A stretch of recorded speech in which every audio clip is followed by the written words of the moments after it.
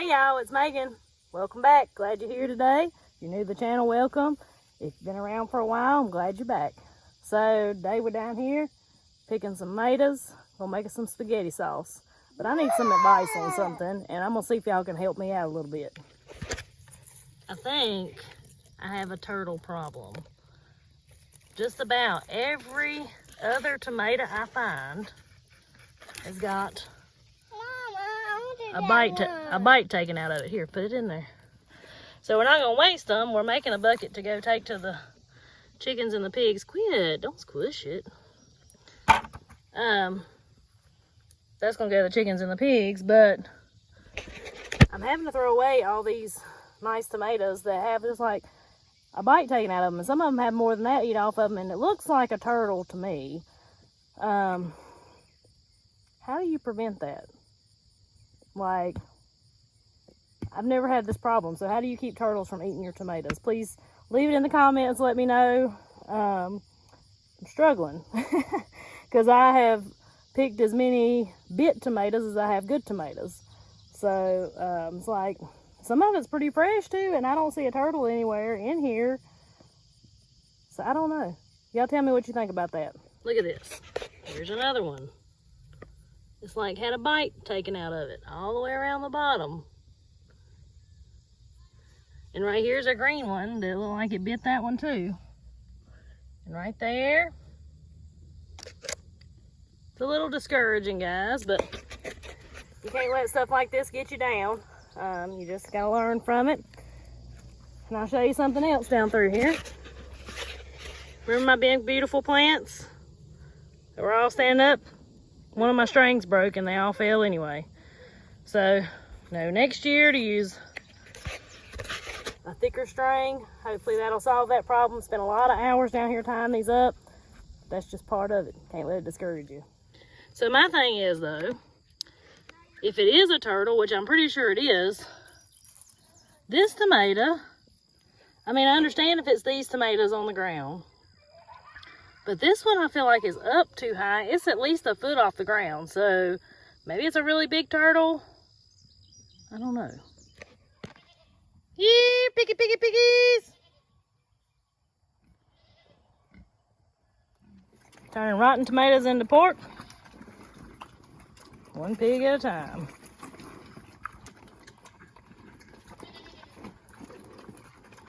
All right, so let's get our tomatoes cored. Got them in the sink. Got them washed off pretty good. Now you're gonna notice that I'm not gonna peel these tomatoes.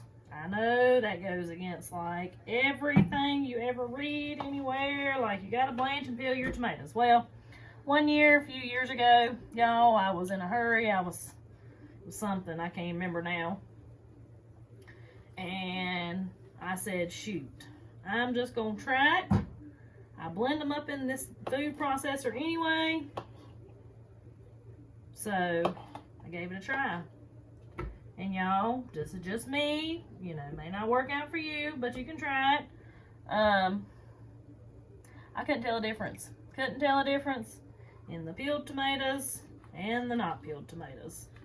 The sauce that was made from each. So I don't take that step and peel them. That's a very time consuming step that when you're making sauce, I personally don't feel like you need. So don't get so caught up, you know, canning can be as hard or as easy as you want to make it. And I still want to have a good product for us to have. But if I can take an easier route, I'm going to do it. And also don't get caught up on the variety of tomatoes that you're using. If you didn't grow Roma tomatoes, or you can't find any Romas or canning tomatoes near you, or sauce tomatoes, it's all right. Just use what you have. That's what I do. I use whatever is coming in at the time. Like you just saw me cut up a Cherokee purple tomato and put it in there, okay? Just whatever I've got coming in is what goes in my sauce. The only difference is it does take it a little longer to cook down and cook the water out of it, because this will cook for about 3 or 4 hours. But it tastes delicious. My family likes it, so like I said, don't sweat the small stuff.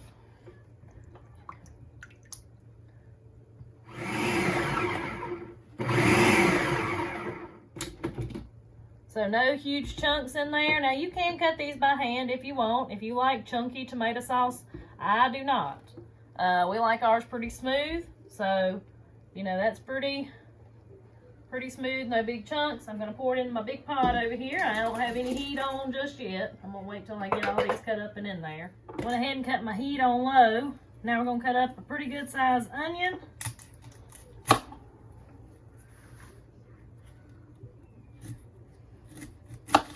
And y'all, I'm throwing this in a bucket over here. I promise I'm not just throwing it in the floor. It probably looks that way.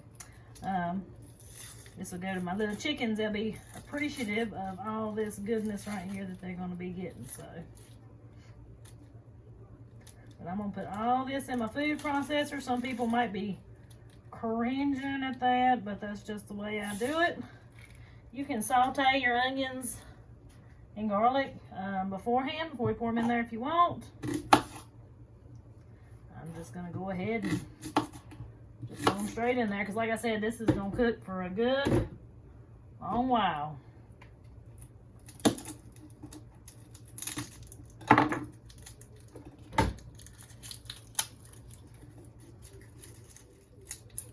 And I like the taste of garlic, so I go ahead, which my heads of garlic are not huge. I'll go ahead and I'll put all that garlic in there. Because the taste of tomatoes, garlic, and basil all combined together, it makes some of the best sauce, I think. You can also add peppers into this recipe if you want. Just make sure you're following like a tested recipe if you do put peppers in it, because peppers decrease the acidity of the final product. So you want to make sure you've got a good tomato to pepper ratio. I don't care anything about adding peppers to mine. I like the taste of it just like this. But some people like that flavor, so that's all up to you. Just keep that in mind, that it will make your mixture just a little less acidic. So it's all right to be water bathed as long as you have plenty of acid. I'm gonna take all this. Like I said, this is basil and oregano, and it's just going straight in there, y'all, okay? I'm gonna add just a little olive oil on top. There we go. And we are going to puree.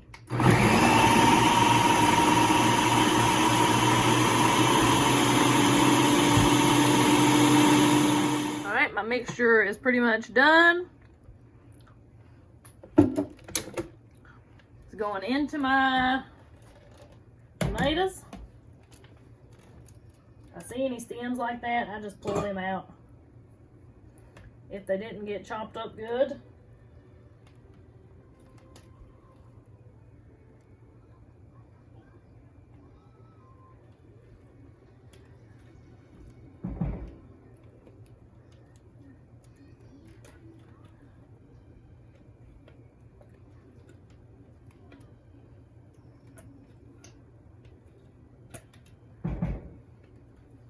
Now the measurements on the oregano and basil, I do like a handful of basil and a handful of fresh oregano that I pick. So that may not help you out. I'm sorry about that.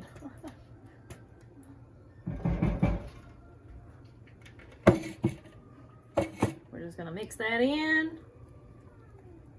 That's gonna give us some excellent flavor. There's another stem.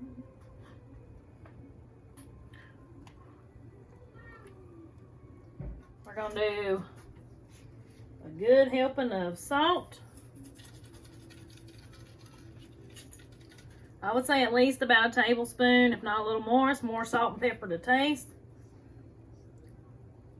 But I got a lot of tomatoes in here, so put quite a bit. We're gonna mix that up.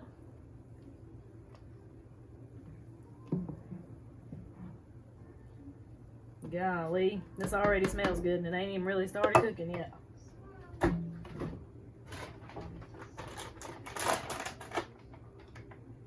We're gonna add a half a cup of brown sugar.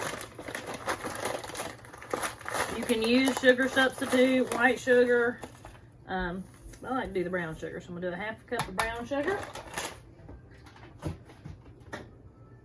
And we're gonna let that cook until it's the thickness that we're looking for. So like I said, probably 3 to 4 hours on low.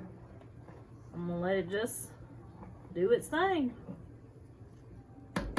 All right, y'all, so I've just kind of let this cook most of the day, about 4 hours. You can see the original line and how much it's cooked down.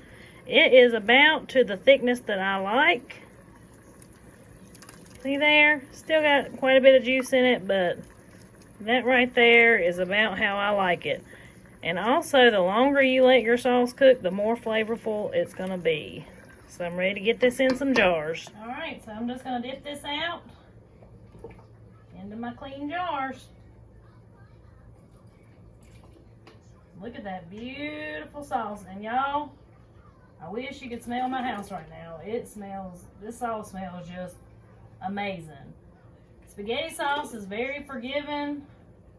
If you don't have something or you want to add a little something else, you know, make it your own. Make it however you want to make it. Like I said, just watch your peppers if you do add peppers to it.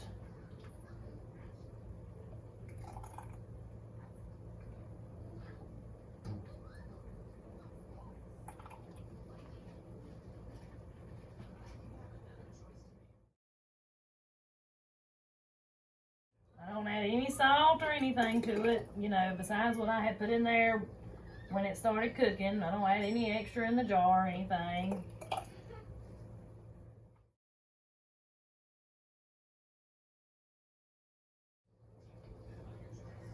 One thing I like about doing it this way, everything that I put in here, you can easily grow in your own garden. Even in a very small space, you can grow everything except for, of course, the sugar and salt and pepper. Everything else you can grow in a small space. You can grow basil, you can grow oregano, you can grow tomatoes, grow onions and garlic. So in this recipe right here, there's no tomato paste. I don't like to add it personally, but there's no tomato paste or anything like that in it. If it did have tomato paste, we wouldn't have to cook it quite so long because the tomato paste would make it thicken. But I like having all my own stuff in it because I know what's in this stuff. So, you know, it does take me all day, but it's like passive. You know, I come by here and stir it every once in a while. And other than that, besides chopping everything up, it's just sit here and simmer it all day. So I would say this is an easy, just time-consuming recipe. So I'd love to hear if you tried this recipe out. Leave it in the comments. Let me know how you liked it. And of course, if you want to save you a little and put it up in the refrigerator, which I may do, and fix some spaghetti tomorrow night, absolutely do that. This can also be frozen. You don't have to can it. If you have freezer containers, it freezes excellent. So if you don't feel comfortable canning it, freeze it if you got room in your freezer. But yeah, I'll probably keep me a little of this out just to have some spaghetti tomorrow night. And I am going to water bath this about 40 minutes. It's 35 minutes for pints and 40 minutes for quarts. You may wonder why, but that's to make sure that it gets hot enough all the way through to the middle of your sauce to kill any bacteria or anything, and make sure your jars seal properly. So I'm gonna get this going. Looks like I'm probably gonna have about 6 quarts, and this may be all I make for this year. Well, I've already made one batch, so I got 12 or 13 quarts after I get this done. And you know, we don't eat spaghetti a ton. And if I need extra, I have my canned tomatoes. I can always turn them into tomato sauce like this if I want to. But that'll do us. That'll do us usually, about that many jars. So anyways, I hope you enjoyed this video. Remember to like, subscribe, and share. Share it with your friends if you like this recipe, you know. Make sure you're subscribed to the channel if you want to see more content like this, and hit that like button. It always helps me out,